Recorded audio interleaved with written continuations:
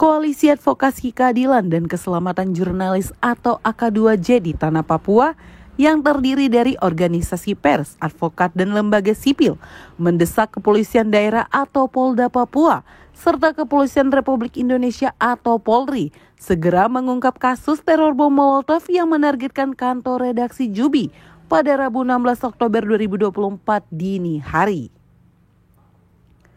Pernyataan itu disampaikan tim koalisi AK2J Papua ketika menggelar jumpa pers di kantor redaksi Jubi Waina Jayapura Senin 21 Oktober 2024. Simon Patirajawane dari LBH Pers yang juga tergabung dalam koalisi ini mengatakan bahwa setelah kejadian tersebut pihaknya telah membuat laporan ke Polda Papua pada 16 Oktober 2024 agar kasus ini segera diproses secara hukum.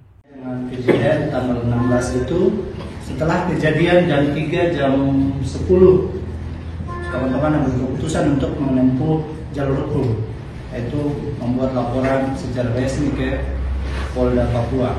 Laporannya tadi nomornya sudah. Nah, memang kalau terkait dengan manajemen penyidikan itu kan kepolisian. Lama atau cepat itu kepolisian, tapi kami kemarin proses yang kami hadapi di sana, kasus ini kami lapor dengan dua pasal awal, yaitu pasal 187 tentang penyerangan dan pembakaran, kemudian kemarin masih kami ajukan untuk undang-undang terorisme dan pasal 1 ayat 1 undang-undang darurat, tapi kepolisian menyampaikan bahwa ini baru proses awal, nanti mereka akan tindak lanjut apabila kemudian dua unsur pasal itu bisa dimasukkan. Memang kemarin kami tegas untuk bisa memasukkan laporan awal itu pasal 1 ayat 1 dan undang-undang terorisme, tetapi kepolisian menyampaikan bahwa mereka masih perlu melakukan upaya-upaya untuk bisa mengumpulkan bukti untuk bisa menentukan penerapan pasal nanti. Simon berharap pihak kepolisian secepatnya mengungkapkan pelakunya karena sudah memiliki bukti kuat lewat CCTV.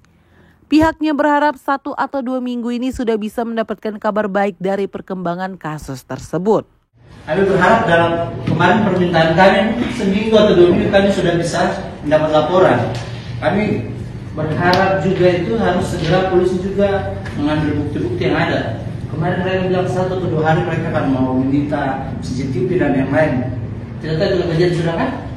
Sudah belum? Tidak tahu. Oh iya. Nah, itu yang baru kami lapor di kepolisian terkait dengan langkah-langkah kepolisian. Kami belum dapat perkembangan. Biasanya kalau 1-2 minggu belum, biasanya kami akan menyurat meminta perkembangan hasil penyelidikan SP2HP. Tapi ini kan masih baru. Jadi secara hukum memang tadi kami sampaikan bahwa secara hukum, secara sah kami sudah laporkan kasus ini ke Polda. Sementara itu, pemimpin redaksi media Jubi Papua, Jian Bisai menegaskan bahwa Jubi akan mengawal terus kasus itu hingga pelaku dan motif pelemparan bom Molotov ini tertangkap dan diadili. Siapa pihak-pihak yang bisa kita temui untuk kita dorong minta mereka supaya polisi betul-betul ungkap kasus ini. Kalau saya waktu kejadian saya Pimret, saya akan kejar kasus ini sampai ketemu orangnya. Saya akan kejar. Jadi saya tidak main-main seperti tadi Pak Gustaf bilang, saya tidak akan main-main, saya akan kejar sampai kapan. Mau Kapolda ganti Kapolda, mau Panglima ganti Panglima, saya akan kejar ini sampai harus orangnya terungkap, ditangkap. Sudah terornya luar biasa. Teror di dekat punya rumah, saya punya anak-anak semua terganggu di dalam ini, baru saya kasih biar tidak bisa. Tak hanya lewat pemberitaan, media Jubi dan Asosiasi Wartawan Papua juga akan melakukan aksi Kamisan di sejumlah titik di kota Jayapura. Hal ini selain untuk meningkatkan pihak Polda Papua, tapi juga sebagai upaya mempercepat pengungkapan pelaku oleh pihak kepolisian. Pertama yang saya akan kejar, kami akan bikin aksi dalam Kamisan yang dibuat di Jakarta ya. Itu kita akan bikin rutin dan itu akan dibuat oleh Jubi dengan teman-teman AOT.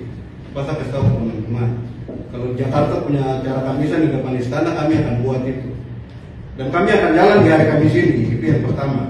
Karena Kamisan ini sudah dibuat oleh teman-teman Elsa hanya 2 kali saja setelah pidana. itu akan dilanjutkan oleh teman-teman Jubi dan APP sampai dorong kasus ini terus.